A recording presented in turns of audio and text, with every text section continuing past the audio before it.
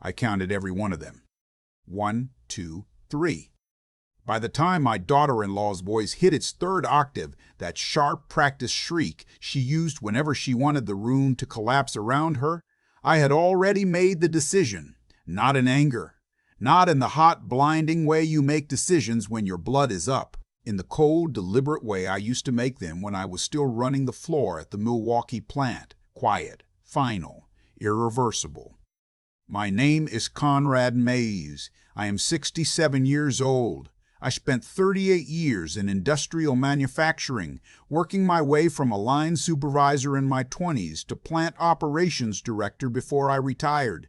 I built things, real things, steel things that held weight, and I know, better than most men my age, exactly what a structural failure looks like before the building falls. My son Eli had been failing for years. I just kept pouring concrete into the cracks. This is the story of how I stopped. It was a Saturday in November, my granddaughter Lily's 6th birthday. I had driven 2 hours from my apartment in Racine to their house in Brookfield, a 4-bedroom colonial with a 3-car garage that sat at the end of a cul-de-sac in one of those subdivisions where every lawn looks like it was measured with a ruler. I know that house well. I should. The down payment came out of my retirement account. Ellie had called me the week before. "Dad, Lily's been asking about you. You should come. It'll be good for her." He did not say it would be good for him. He never did. The invitations always came wrapped in the children. I brought Lily a card with $200 in it and a stuffed elephant she had seen at the zoo last spring and talked about for weeks. I remembered. Her father probably didn't, but I did. My daughter-in-law, I'll call her what she was, Renata, opened the door before I even knocked. She was wearing a cream-colored blouse that cost more than my first car payment, holding a glass of white wine at 11 in the morning, and looking at me the way you look at a package that arrived at the wrong address. "Conrad," she said, "not Dad, never Dad. You're early." I was not early. I was exactly on time. I had learned over 6 years of marriage between her and my son that arriving exactly on time was considered rude in her world.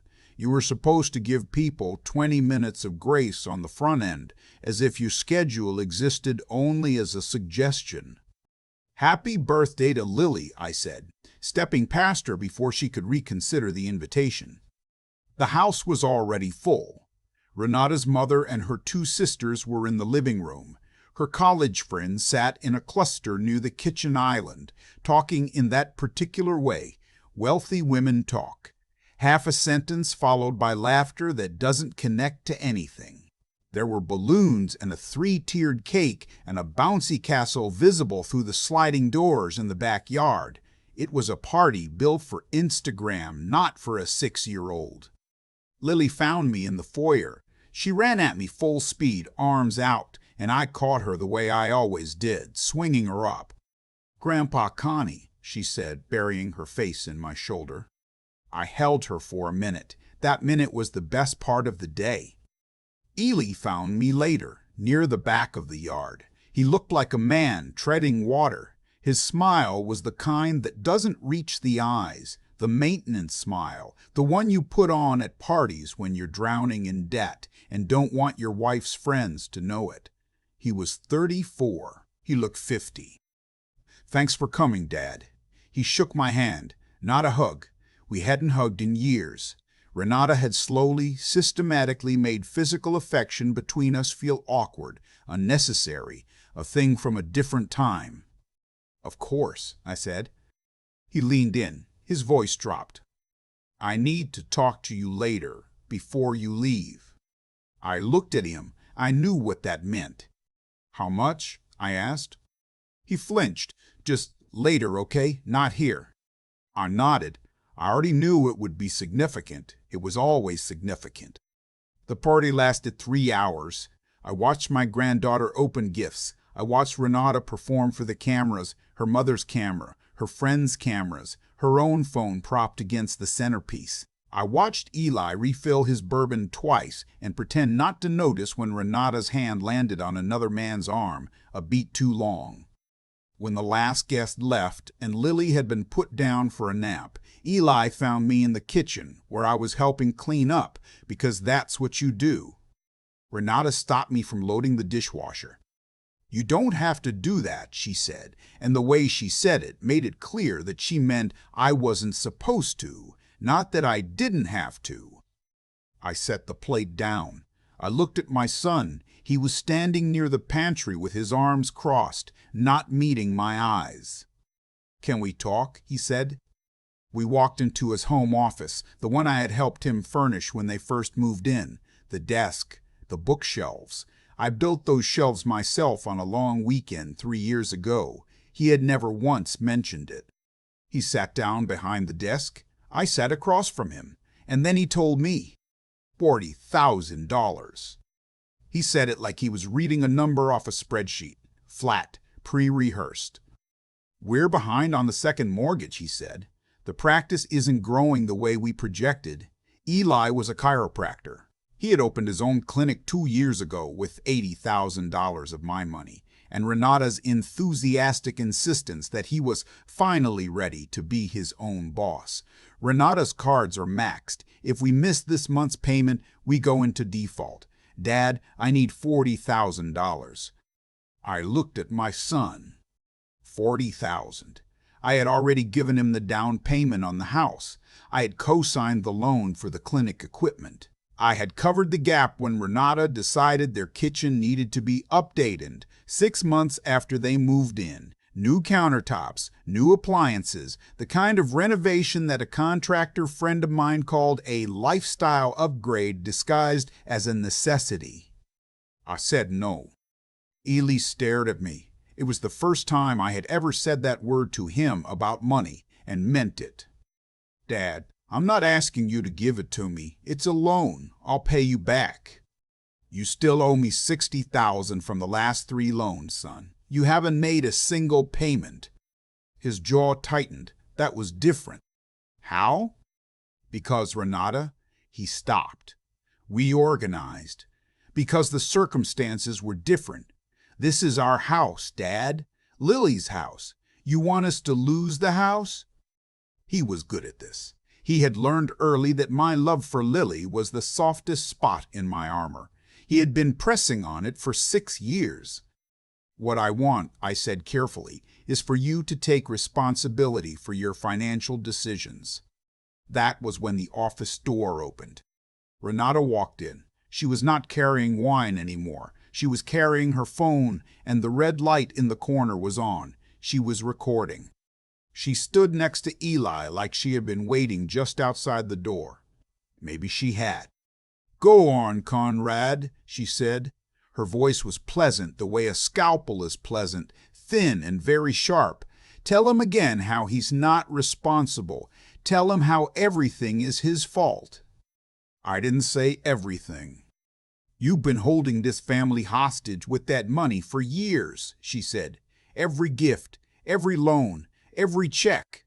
You use it to control him, to control us." "Renata, Renata." "No." She stepped closer. Her voice dropped, and that was somehow worse than the shrill version. "Let me tell you something, old man. You are not the patriarch of this family. You are a bill we've been too polite to stop paying. The only reason we invite you to anything is because of Lily. The moment she's old enough to understand, we're done. You will never see the inside of this house again." I looked at my son. He said nothing. He was looking at the floor. She kept going. She listed my failures as a father, as a husband to my late wife, as a man. Some of it was fabricated. Some of it was close enough to an old wound that it landed anyway. She called me bitter. She called me small. She called me a man who had never accomplished anything worth remembering. And then she said the thing that closed the door permanently inside me.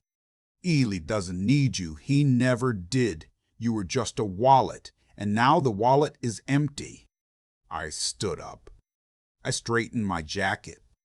I looked at Renata. I looked at my son, who still had not raised his eyes from the floor. "You're right," I said. "The wallet is empty." I walked out of the office. I walked through the living room. I picked up my coat from the chair by the door.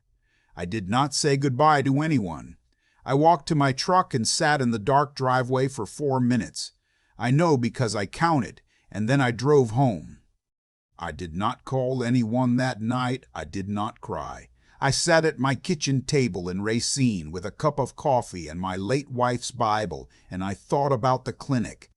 I thought about the specific paperwork I had signed when I gave Eli the money for the clinic equipment. I thought about the very specific way I had structured that loan on the advice of a man named Boyd, my accountant of 22 years, a man I trusted the way you trust someone who has seen every corner of your financial life and still thinks you're worth helping. I called Boyd at 8 the next morning. "Do you remember," I said, "the equipment loan for Eli's clinic, the one we papered as a secured business loan through my LLC?" Boyd was quiet for a moment. "The one with the personal guarantee and the operating account lien?" "That's the one." Another pause. "Conrad, what happened?" I told him. I kept it simple. I gave him the relevant facts without the emotion. When I finished, Boyd said, "You know what you can do." "I know what I can do," I said. "I need to know if it holds up. The lien is valid. The personal guarantee is enforceable. The moment he misses a payment and you said he's already behind, you can call the note, full amount, immediately due." "How long to file?" "I can have the paperwork ready by Wednesday. But Conrad, this will blow up his clinic. He won't be able to operate. The equipment is collateral." "I know." "His license won't be affected, but his business will be finished." "I know that too." Boyd was quiet for a long moment. He was a careful man, not given to drama. "Do you want me to proceed?" "Not yet," I said. "I need one more piece in place first." The second call was to a woman named Sylvia Raines, a real estate attorney in Milwaukee, who had helped me with a property dispute 8 years ago and whom I had never stopped respecting. I explained the situation. I asked her about the down payment I had made on Eli and Renata's house, $43,000, paid directly to the seller at closing, documented in the HUD statement as a gift from parent. "A gift letter was signed," she said. "What if it wasn't?" I asked. Silence. "I have the original file," I said. "I'm looking at it right now. There is no gift letter. My check cleared. My name is on the HUD statement as the source of funds, but there is no signed gift letter indicating the funds were a non-repayable gift." Sylvia was quiet for 10 seconds. Then, without a gift letter, the IRS could characterize that transfer as a loan, and a forgiven loan is taxable income. "If I file a Form 1099-C for the full amount," I said, "they would owe federal and state income tax on $43,000 they weren't expecting." "Conrad," her voice was careful, "that's within your legal rights, but it would hit them at the worst possible time." "Yes," I said, "it would." I did not call Eli. I did not call Renata. I let 4 days pass. I went to the gym. I drove out to see my brother Terrence in Green Bay for a night. I slept better than I had in years. On Thursday, Boyd called me. "Eli missed the payment, Conrad. The clinic loan is officially past due as of yesterday." I sat down in my kitchen chair. "File it," I said. Boyd filed the notice of default on Friday. Under the terms of the secured loan agreement, Eli had 15 days to cure the default, or the lien on the clinic equipment would be enforced and the full balance called due. The notice went to Eli's business address, his home address, and to the registered agent of his LLC, which was, technically, still me, because he had never bothered to change it after I helped him set the thing up. I found out later from Terrence, who heard it from Eli, that Eli received the notice on a Monday morning between patients. that he read it twice and then sat in his office for 45 minutes with the door closed while his receptionist turned away appointments. He called me that afternoon. Dad. His voice was flat, not angry, not begging, just flat the way voices get when the air is gone out of a person. You filed a notice of default on the clinic. You're 60 days behind, son. You could have called me. You didn't call me either, I said. Not after Lily's party, not to apologize, not to check if I was all right after what was said in that room. Silence. Dad, if you pull the equipment, I can't see patients. I know. You'd be ending my practice. I'd be enforcing a legal agreement that you signed and haven't honored. I could hear him breathing. He was doing that thing he did when he was trying to decide which angle to come from. The guilt angle, the reasonable man angle, the Lily angle. He chose the Lily angle. What does this do to your granddaughter? He asked. You want her father to lose his practice? You want her to grow up watching her family fall apart? I was ready for it. Lily, I said. I love Lily more than I can explain to you. But Lily needs to grow up watching the adults in her life face the consequences of their decisions. That's something nobody in your house has been willing to show her. He hung up. Renata called 40 minutes later. She did not use the pleasant scalpel voice this time. She was loud and she was specific, and she said things I will not repeat because they are not worth repeating. At the end of it, she told me I would never see Lily again if I went through with this. I let her finish. Renata, I said, I have a recording of everything that was said in that office at the birthday party. Your phone was recording, so was mine. Silence. I have you on record threatening to cut off my access to my granddaughter as a coercive tactic to extract money from me. Wisconsin has grandparent visitation statutes. If you interfere with my relationship with Lily and I can demonstrate it was done as retaliation, a family court will not look kindly on that. My attorney is already aware of the recording. She hung up. I made myself a sandwich, turkey on rye. I sat by the window and watched the November rain on the parking lot and felt, for the first time in years, that I was standing on solid ground. 2 days later, Eli came to Racine. He showed up at my apartment on a Wednesday evening unannounced, driving the BMW that was leased under his personal name and that I had been covering the insurance on for 2 years, coverage I had quietly canceled the previous Friday through my own insurer, where it was listed as a secondary vehicle on my commercial policy. He didn't know that yet. He knocked. I let him in. I did not offer him anything to drink because I did not want this to be a comfortable conversation. He sat on my couch. He was in his clinic clothes, the pressed khakis and the pale blue collared shirt with his name on the chest. He looked smaller than I ever remembered him looking. I need to understand what you want, he said. I sat across from him. I want you to hear some things and not interrupt, I said. He nodded. Your mother and I gave you everything we could, everything. When she got sick, you were 22, and I watched you check out. I didn't blame you for it then. Grief does things to people, but it became a pattern. You checked out of responsibility the way other people changed channels. And I kept covering for you because I thought I was loving you. I was not. I was making it easier for you to avoid becoming a man. He opened his mouth. I held up one hand. I'm not finished. He closed it. Renata has made it clear that my presence in your life is conditional on my financial support. I heard that clearly at the party. I want you to know that I heard it. I'm not angry about it anymore. I was. I'm not now. But I want you to understand what happens next. I picked up the folder that was on the end table. I had prepared it the night before. Inside was a one-page summary Boyd had helped me draft, a full accounting of everything I had given Eli over the past 6 years. Down payment on the house, clinic startup costs, equipment loan, the kitchen renovation, 4 separate cash transfers, insurance, The birthday and Christmas gifts that had escalated in size every year as the relationship between us had deteriorated, as if I thought I could buy back warmth with larger numbers.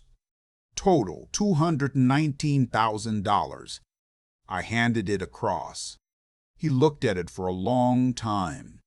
"I'm not asking you to pay it back," I said. "I can't make you. Most of it was structured as gifts, and Boyd tells me the cost of collection wouldn't justify the attempt.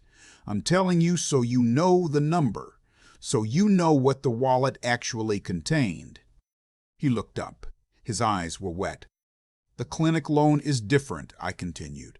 "That is a legal obligation. I am not calling the note today. I'm giving you 60 days to begin repayment. If you miss that deadline, Boyd files the enforcement papers. That's not a threat. That's the contract you signed." He wiped his face with the back of his hand. "And Lily?" he asked. "I love Lily," I said. "Nothing about any of this changes that. If Renata interferes with my access to my granddaughter using finances or legal threats as leverage, I will pursue grandparent visitation through the courts, and I will use that recording to explain the pattern of coercion. That is also not a threat. It's information." Ely was quiet for a long time. The rain had started again. It drummed against the window in a steady, indifferent way. "I didn't know she was recording," he finally said. "At the party, I didn't know she'd say those things." "Maybe not," I said, "but you stood there." He nodded. Small, almost imperceptible, but there. He left an hour later. He did not hug me on the way out, but at the door he stopped and looked back, and there was something in his face I had not seen in a long time. Not remorse exactly, not the performed version he pulled out when he needed something, but something older, something that looked like recognition. I did not hear from Renata again. 3 weeks later, Eli sent a wire transfer to Boyd's trust account, $1,500. It wasn't much. Against a balance of $62,000, it was almost nothing. But Boyd called me when it hit. "He's making a payment," Boyd said. "I see it."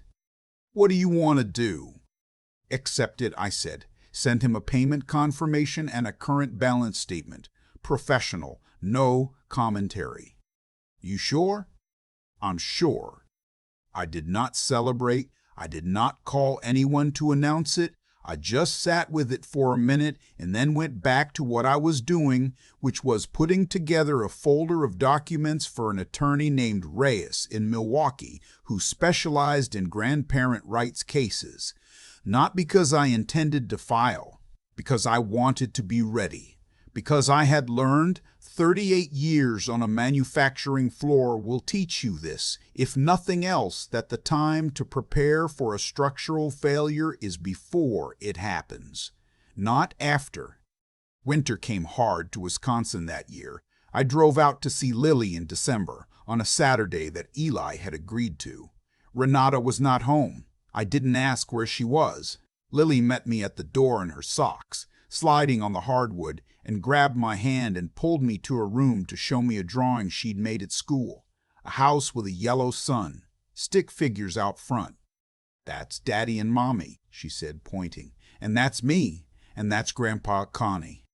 I looked at the figure she'd drawn for me. It was taller than the others. It was holding something, a stick of some kind. "What am I holding?" I asked. She looked at me like it was obvious. "Your cane, Grandpa. You walk with a cane when it's cold." "I don't own a cane, but 6-year-olds understand things about you that you don't always understand about yourself. Maybe she was seeing something coming. Maybe she just thought it was a good detail." I took the drawing home and put it on my refrigerator. The clinic made it through the winter. Barely. Ely picked up 2 new corporate accounts for occupational health services. Terrence helped connect him with a logistics company in Green Bay that needed a provider, and the practice started to look like it might survive if he treated it like an actual business rather than a lifestyle accessory. He made another payment in January, larger this time. He called me one evening in February, no reason I could identify, no ask at the end.